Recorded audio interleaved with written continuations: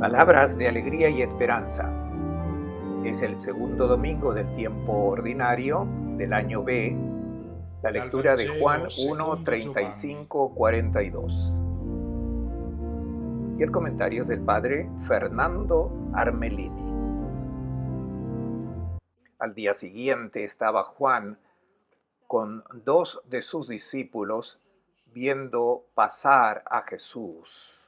Dice, ahí está el Cordero de Dios.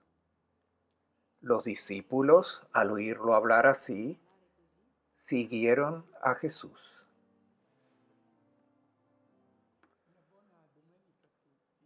Un buen domingo para todos. El pasaje del Evangelio de hoy comienza con una indicación de tiempo, al día siguiente. Espontáneamente nos preguntamos qué habrá pasado el día anterior. El Bautista estaba todavía en escena y parece que estaba solo. No parece que haya habido alguien a su lado. Viendo pasar a Jesús, dice, ahí está el Cordero de Dios que quita el pecado del mundo. No se dirigía a nadie en particular porque parece que solo él y Jesús estaban presentes. Y por lo tanto, es como si el Bautista estuviera reflexionando consigo mismo sobre el descubrimiento que hizo de la identidad de esa persona que se acerca a él. Entendió su identidad y dijo, es el Cordero de Dios. El Bautista, que conocía las Escrituras, tenía muchas otras imágenes disponibles para narrar, para contar el descubrimiento que había hecho del Mesías. Podría haber dicho el pastor, el maestro, el rey, el rabino y también el juez estricto. Había hablado del Mesías como del que tiene la horquilla en su mano y viene a limpiar su corral. Ahora capta la identidad de Jesús con una imagen diferente, del Cordero. ¿Cómo es que tuvo esa iluminación interior? Ciertas iluminaciones solo pueden ser captadas por aquellos que viven en el recogimiento, en la reflexión, en el silencio, en la oración. Y Juan el Bautista no era el tipo que se perdía detrás de la banalidad, sobre lo efímero, las modas y la ropa de diseño. Tenía otras cosas muy serias en la mente. Él había vivido en la expectativa, como todo su pueblo, de un cambio del mundo que sucedería cuando Dios enviase al Hijo de David, al Mesías. El pueblo esperaba un fuerte guerrero, un triunfador, uno que derrotara a los romanos. El Bautista no descubre el león que viene a aplastar a las bestias malvadas que hay en el mundo. Entiende la identidad del Mesías como el Cordero. Este es el día antes. El día después, la escena se repite y Juan esta vez no está solo, tiene con él dos discípulos que mirando a Jesús, que viene hacia él, exclama, ahí está el Cordero de Dios. Aquí hay un detalle que debe ser notado. Cuando se dice que el Bautista vio a Jesús, no se emplea el verbo blepo, sino emblepas, que significa la mirada interior, mirar adentro, la intimidad, lo profundo de la persona. Y este verbo es tan importante que se usa solo dos veces y lo escucharemos estas dos veces en el pasaje del Evangelio de hoy. Luego ya no es usado más por el evangelista Juan. Por eso es importante esta mirada del Bautista que ha visto dentro. El aspecto exterior de Jesús lo han visto todos, lo conocían, se habían encontrado con él, se habían dado cuenta de que era una persona exquisita, agradable, amable, pero no habían visto dentro. Exactamente lo que sucede hoy con tantas personas que escuchan el Evangelio, pero que ven de Jesús, que es un hombre sabio, bueno, un hombre justo, pero ¿es solo eso? Esta es también la pregunta que nosotros nos debemos poner. ¿Qué vemos en Jesús? ¿Vemos dentro su verdadera identidad o nos detenemos en la apariencia exterior, el que hace milagros? Preguntémonos y tengamos en cuenta que toma tiempo llegar a comprender esta identidad que el Bautista descubrió. Es el Cordero. ¿Y qué significa seguir a un Cordero? Se necesita tiempo. Notemos que el día antes el Bautista ha visto, comenzó a comprender que era el Cordero de Dios, pero es solo al día siguiente de haber visto dentro cuando ha comunicado también a sus discípulos. Es Él, el Cordero de Dios.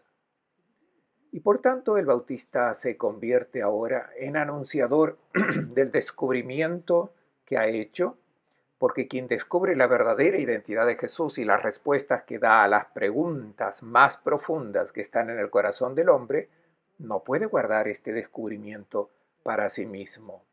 Siente la abrumadora necesidad de comunicarlo todo, porque está feliz y quiere que todos experimenten esta alegría de encontrar al Cordero de Dios. ¿Qué significa esta comparación? Hay dos referencias bíblicas. La primera es la del Cordero Pascual, cuya sangre, colocados en los postes de las casas, protegía del exterminador. Jesús es el Cordero en este sentido, porque el regalo de su vida que Él hará, por tanto su sangre, su vida entregada, será la que protegerá a la humanidad de los ataques de las fuerzas de la no vida, de las fuerzas del mal. Todo esto, sin embargo, todavía es bastante misterioso. Pero hay una segunda alusión de esta imagen del Cordero, y es un personaje enigmático que aparece en el libro de Isaías. Es un hombre justo que, sin embargo, termina de manera ignominiosa, y el profeta describe de esta manera su ir hacia la muerte. Dice que era como un cordero llevado al matadero, como oveja muda ante el esquilador. No abría la boca. Le dieron sepultura con los malvados y una tumba con los malhechores. No había cometido crímenes, ni hubo engaño en su boca. Isaías 53, 7 y 9. Un discípulo, reflexionando sobre esta muerte, dice que éramos como un rebaño en desorden, cada uno seguía sus propios caminos insensatos. Con su muerte, este Cordero nos ha curado. Es este Cordero que vino a quitar el pecado del mundo. Notemos este verbo que es importante. No vino a perdonar el pecado, sino remover. Airein en griego significa tirar fuera, hacer desaparecer de la tierra el pecado. ¿Y qué es este pecado? Tenemos una idea del pecado que no es completamente correcta. Lo imaginamos como el robo de algo positivo que no es nuestro, cuando alguien indebidamente toma posesión de algo y por supuesto después es castigado. Pero el pecado es una cosa hermosa, agradable. El pecado es prohibido, pero es una cosa hermosa. No, el pecado es una pérdida de humanidad. Tú te deshumanizas. El asesino, el disoluto, el pervertido, el corrupto, el violento, son menos personas. Han perdido sus características que distinguen al hombre de los primates. Y por lo tanto, el pecado no es algo que deba ser castigado, sino que debe ser sanado.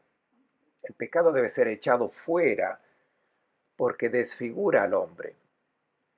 Y notemos que aquí no estamos hablando de pecados personales. sino que vino a barrer lo inhumano que hay en el mundo, porque el mundo, y debemos tomar conciencia, está regulado por la competencia, donde cada uno trata de salir adelante, de dominar para esclavizar al otro, y por lo tanto es un mundo de bestias, un mundo inhabitable. Y todos esperaban y esperan aún hoy el día en que alguien cambie a este mundo. ¿Quién cambia este mundo? No es una bestia más fuerte, sino un cordero. El cordero es lo opuesto a las bestias que compiten y luchan entre sí para dominar. El cordero es la imagen de la mansedumbre, de la dulzura, no del avasallamiento, de la violencia. Y es este cordero que vino a barrer el pecado del mundo. Tengamos en cuenta este pecado del mundo porque la sociedad se basa en falsos valores que no son humanizantes, como el egoísmo, las riquezas, el poder, desprecio por los más débiles. Este es el pecado del mundo que debe ser eliminado, y lo elimina el Cordero. Tomemos conciencias de este pecado del mundo, porque quien no vibra frente a estas estructuras de pecado no puede ser discípulo de Cristo.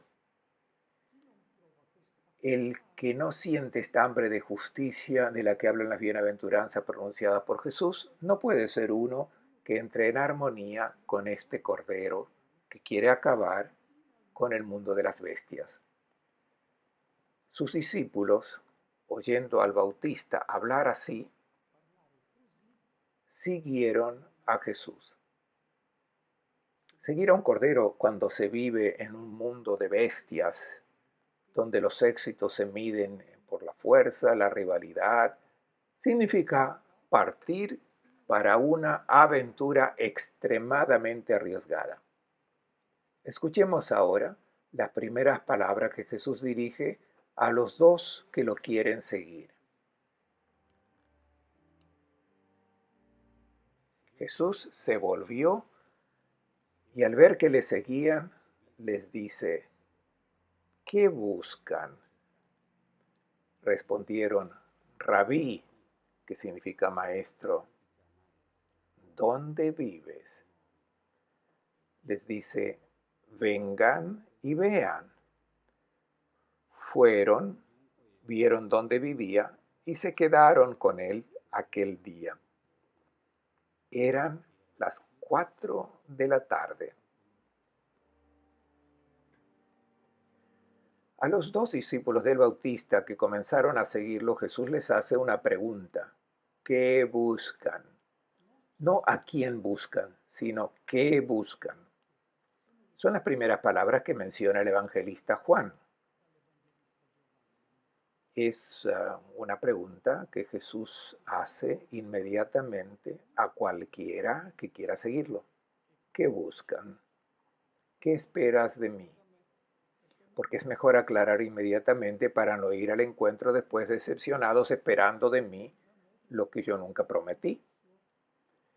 Incluso se podría esperar de él lo que él excluía explícitamente, como el poder, los privilegios, los puestos de honor, visibilidad. Los que cultivan estas expectativas por parte de Jesús cultivan la peor incomprensión, porque Jesús prometió solo el último lugar, donde para ser grande uno debe ponerse al servicio del hermano. El grande no es el que domina, sino el que ama, el que sirve a los necesitados. Esto es lo que Jesús prometió. Desgraciadamente sabemos que en la comunidad cristiana se han cultivado estos sueños de grandeza excluidos por Jesús. Y no es de extrañar porque los propios apóstoles le habían seguido precisamente para obtener la grandeza de este mundo. Y Jesús mismo recordaba continuamente lo que él proponía, pero luego no lograba cambiar las expectativas y esperanzas de sus discípulos. Podríamos seguir a Jesús para obtener gracias, milagros, curaciones, favores en las dificultades de la vida. Pero luego están las decepciones de los que no los obtienen. A veces se oye decir, recé tanto por la curación de mi pariente que estaba muy grave y no obtuve la gracia. Entonces, ¿para qué sirve rezar? ¿Para qué sirve la fe? Gente decepcionada porque cultiva expectativas de lo que Jesús nunca prometió. Hoy sabemos que estas expectativas en el pasado eran las de recurrir a Jesús y a los santos para obtener estas gracias. Hoy sabemos que estas expectativas se realizan mejor si uno consulta a los médicos y a la medicina. Y los que buscaban a Jesús por esto han desaparecido o se están yendo. De aquí la necesidad de aclararnos a nosotros mismos lo que esperamos de Jesús. ¿Por qué razón lo seguimos? Dejemos que nuestro corazón hable, porque hay expectativas que solo Él, y no la ciencia, ni la técnica, ni el yoga, ni el zen, que pueden ser prácticas que ayudan a lograr la serenidad, la paz interior, pero no responden a las preguntas más profundas del corazón humano. O tal vez buscamos en Jesús la respuesta a algo indefinido, algo que llevamos dentro. Es el caso de Zaqueo, que tenía todo, riquezas, placeres. Sin embargo, sentía una profunda inquietud interior que resurgía siempre, incluso cuando él trataba de silenciar estas ansiedades con fiestas y ruidos. Estos interrogantes emergían siempre. Él estaba buscando algo indefinido. Es la necesidad de dejar hablar a nuestro corazón, dejar aparecer las inquietudes, las respuestas a preguntas existenciales. ¿Qué estoy haciendo? ¿Hacia dónde me encamino? ¿Cuál es mi destino? ¿De dónde vengo? ¿Por qué la vida? ¿Por qué la muerte? ¿Y después de la muerte? A estas preguntas solo Jesús puede dar una respuesta. Y entonces los verdaderos buscadores de Jesús son buscadores de belleza, son personas sedientas de amor, de vida, y han adivinado que solo Él puede responder a estas preguntas. Los dos discípulos responden, Rabí, ¿dónde vives? No significa cuál es la dirección de tu casa. No se entra en una casa de ladrillo. Después de todo, sabemos que no son las paredes las que forman la casa. La verdadera casa es aquella donde se establecen las relaciones de amor. Aquí los dos pretenden decir, queremos estar contigo, queremos conocerte, queremos vincularnos contigo. Es lo que sucede con los enamorados cuando descubren lo hermosa que es la otra persona y lo hermoso que es vivir juntos. Entonces se hace la pregunta, ¿dónde vives? Entonces los dos pretenden decir a Jesús, queremos vivir contigo, queremos vivir como tú, queremos compartir tu vida. Esto es lo que significa ¿dónde vives? La respuesta de Jesús, vengan y vean, vengan, muévanse. Si te quedas atascado donde estás, nunca experimentarás mi vida. Ven y verás. Ver. Conocer a Jesús no solo significa escuchar lo que dijo, significa contemplar su persona, porque todo en él nos habla de Dios. Y nos habla del hombre hermoso, del hombre exitoso, del Cordero. Es necesario ir a Él para poder verlo. Los dos vieron dónde vivía. O sea, toman una decisión, no piden una información para luego continuar como antes. Es lo que pasa con tantos cristianos que quieren conocer a Jesús, pero siguen en la casa donde viven, no se mudan ni dan un paso. Ellos parten, hacen una opción decisiva en su vida. Quieren conocer a Jesús viviendo con Él. Y se quedaron con Él aquel día. Cambiaron de casa. Antes tenían sus vidas, sus tradiciones, sus convicciones, también religiosas. Ahora han descubierto una nueva forma de vivir. Antes vivían según los criterios del mundo. Ese mundo que Jesús ahora vino a limpiar, a barrer todo el mal que hay. Y ahora han descubierto un nuevo hombre. La hora. Eran las 4 de la tarde. Los enamorados siempre recuerdan el primer encuentro de sus vidas. Llega para estos dos discípulos el final del mundo antiguo. Las 4 de la tarde marcan el final del día, porque a las 5 comienza el nuevo día. Con esta referencia al horario, estos dos discípulos nos están diciendo que ha despuntado para ellos el nuevo día, la nueva luz que guiará para siempre sus vidas. Es un nuevo nacimiento. Es como si hubieran nacido en ese momento. Cuando se han hecho realmente esta experiencia de estar con Jesús, ya no se olvida. Igual que los auténticos enamoramientos nunca se olvidan.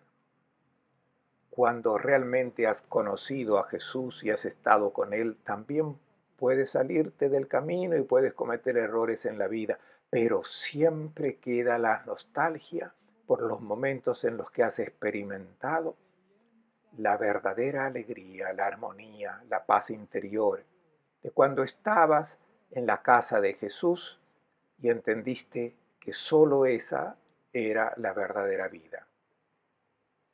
También puedes tener una experiencia dolorosa de iglesia. Puedes estar decepcionado y herido. Y es por eso que tantos se han ido. Y también se han vuelto agresivos contra la iglesia y la fe. Porque, como todos los amores, cuando terminan, no son como un amor que nunca ha comenzado. Siempre deja una cicatriz dentro que la recuerdas toda tu vida. Los que se han alejado, pero que habían tenido esta experiencia de los dos quedándose en la casa de Jesús, esta experiencia no la olvidan más. Tengamos cuidado de no volver a la casa de antes. Después de haber tenido un profundo y auténtico encuentro con Cristo, después de haber ido a vivir con Él, si volvemos atrás, es un fracaso, como el que se casó y luego regresa a su madre. Es el fracaso de la vida, del amor. El que se ha dado cuenta de lo que significa seguir al Cordero, el que ha entendido que solo si es Cordero, si es una persona cabal, no puede guardar para sí este descubrimiento que hizo. Es el que le ha dado alegría, el que le ha dado sentido a su vida. Escuchemos lo que les pasó a los dos discípulos que escucharon al Bautista invitándolos a seguir al Cordero. Uno de los dos que habían oído a Juan y habían seguido a Jesús era Andrés, hermano de Simón Pedro. Andrés encuentra primero a su hermano Simón y le dice: hemos encontrado al Mesías, que traducido significa Cristo. Y lo condujo a Jesús. Jesús lo miró y dijo: tú eres Simón, hijo de Juan, te llamarás Cefas, que significa Pedro. El que ha encontrado a Cristo y está enamorado de Él no puede guardar para sí mismo el gozo que ha probado. Debe contarlo a todos. El que no experimenta esta necesidad significa que no ha conocido realmente a Cristo, no descubrió este tesoro, no se enamoró de él. Andrés, que estuvo en la casa con Jesús, corre inmediatamente a su hermano Simón y le dice: hemos encontrado al Mesías. Mesías es el que cumple las promesas de los profetas, el que se esperaba durante siglos, el que comenzará un mundo completamente nuevo. No ya el mundo de las bestias dictado por el pecado y el deseo de abrumar a otros para ser servido. Este es el mundo de las bestias. Ahora llega el mundo de los corderos. Y Andrés le dice a Simón: también nosotros estaremos involucrados en este mundo completamente nuevo. Este es el sueño de Dios, la nueva humanidad, y este sueño debe ser despertado hoy en los corazones de los cristianos, porque lo han dejado de lado, lo han olvidado. Muchos se han aplastado en una práctica religiosa cansada que ya no da alegría a nadie, prácticas de alguna devoción, pero una espiritualidad que está desprovista de este gran ideal y que debe ser despertada sobre todo en los jóvenes. Nada de fanatismo, sino una profunda convicción de esta responsabilidad, la toma de conciencia de no de ser más buenos, no, de ser constructores de este mundo nuevo. Andrés lleva a Jesús, a su hermano Simón, y cuando Jesús lo ve, le cambia el nombre. Primeramente, este verbo ver se repite por segunda vez. No es un simple ver, sino un ver adentro, en blepo. Y este verbo no aparecerá más en el Evangelio de Juan. Aquí se dice que Jesús ha penetrado el interior de Pedro, su verdadera identidad. Simón no pregunta: ¿quién eres? Pedro, tu identidad, lo que tú estás llamado a hacer para insertarte en esta construcción del mundo nuevo, con esta tu identidad. Porque la vocación cristiana es una sola, es la de ser servidores de los hermanos. Luego hay varias identidades en la realización de este plan de Dios. Por eso, la importancia del nombre. Jesús lo cambia a Simón. Nosotros también tenemos muchos nombres. Uno es con el que nos llaman todos, que no dice nada en la cultura semita porque es simplemente un sonido que no dice la identidad. Hay otro nombre, el que nos damos en secreto, lo que pensamos que somos. Es un nombre que no siempre es cierto porque muchas veces nos sobreestimamos o infravaloramos y por tanto no captamos nuestra verdadera identidad para lo que estamos hechos. Luego hay un tercer nombre, el verdadero, con el que Dios nos conoce, el que realiza nuestra verdadera identidad. Y debemos aprender a conocer este nombre, así entenderemos para lo que estamos hechos.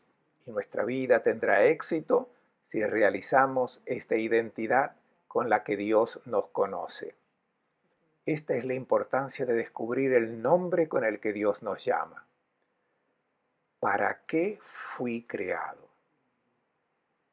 Y Jesús se vuelve a Simón y le dice: tú eres Simón, hijo de Juan, te llamarás Pedro. ¿Por qué hijo de Juan? En el evangelista de Mateo, cuando Jesús se dirige a Pedro y le dice: dichoso tú, Simón, hijo de Jonás. Jonás era el padre de Simón y de Andrés. ¿Por qué lo llama hijo de Juan? ¿De qué Juan? De Juan Bautista. Hijo de Juan Bautista significa que hasta ahora ha estado en la casa del Bautista para asimilar su mentalidad, su espiritualidad, que es hermosa. Ahora estás llamado a dejar esta casa para entrar en la nueva casa. También Andrés, tú también eres hijo de Juan. Ahora serás el Hijo de Dios, hermano de Cristo, y entrarás en esta nueva familia. Y Pedro no dice una palabra. Reconoció al Cordero y de hecho Pedro invitará a Jesús a ser huésped en su casa de Cafarnaún, y allí Jesús permanecerá prácticamente 3 años durante toda su vida pública. Quiero concluir esta meditación sobre este pasaje del Evangelio con lo que sucede hoy en la celebración eucarística para tomar conciencia de nuestra identidad como discípulos de Cristo. ¿Qué pasa durante la celebración eucarística? ¿Qué sucede? Que en un cierto momento el celebrante retoma las palabras del Bautista, mostrándonos el pan consagrado, nos dice: este es el Cordero de Dios. ¿Qué le pasó a ese Cordero indicado por el Bautista? Sabemos lo que le pasó al Cordero. Se encontró en un mundo de lobos, de bestias, en medio de lobos, de fieras. En medio de los lobos el destino del Cordero está marcado. Este es el camino elegido por el Padre del Cielo para comenzar el nuevo mundo, no enviando una bestia más fuerte que las otras. El mundo antiguo continuaría todo como antes, o sea, movido por el pecado. Pero al enviar un cordero con destino marcado, era la única manera de hacerles entender a las bestias que eran bestias. Antes era normal ser bestias, ahora ya no más, porque han conocido al Cordero.